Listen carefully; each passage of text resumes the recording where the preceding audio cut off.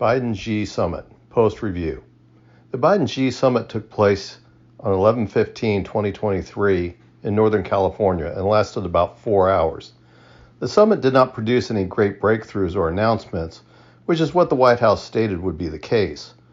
There was also a lack of details released from the talks, but there might be more details released after Xi Jinping leaves the U.S. There are a few early results to report, though. One of the first things to stand out was that the Chinese news services and the U.S. news services filed nearly identical reports and using the same quotes and observations. This indicates that the messaging was tightly scripted, so that details of the talks are probably not going to be forthcoming immediately. Perhaps by the time that we get to the Sunday talk shows, we will have administration officials start giving details. The lack of curiosity and the lack of speculation by the U.S. media on the talks were unusual as well. Was this the Chinese preconditions to have the summit? As expected, Biden wanted to reestablish military-to-military communication and ties between the two countries. This is one area that there were concrete results, as the U.S. announced that these communications would be restarting. This was also one of the few requests the U.S. made public of what they wanted from the summit, and the Chinese granted it. This appears to be a win for the Biden policies. It is a positive for large military powers to have communication with each other to prevent misunderstandings and to address concerns, so as a positive development. The concern for many is how far is Biden wanting to establish these ties.